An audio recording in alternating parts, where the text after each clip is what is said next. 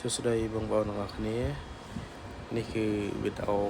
ទស្សនភាពដំណើរកម្សាន្តទៅកាន់ភ្នំប្រុសភ្នំស្រីទឹកដីខេត្តកំពង់ចាមបងប្អូននៅកំពង់ចាមប្រហែលជាស្គាល់ច្បាស់ភ្នំប្រុសភ្នំស្រីឥឡូវហ្នឹងឃើញថាស្រួល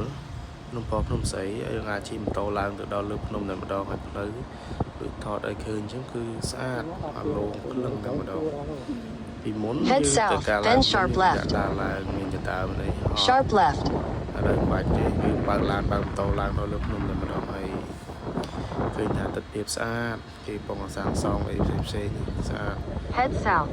In 200 meters, turn left. ចុះហើយมันក្តៅពេកមើលពីលើភ្នំមកជិះចុះមកឃើញអូតែស្ពាបខាងក្រោមស្អាតមែនទេហើយលើភ្នំនោះសិតតែស្វាសបោស្វាហើយនឹងមានបងប្អូនយើង Turn left, then turn left. មានបងប្អូនយើងទៅលេងកុសល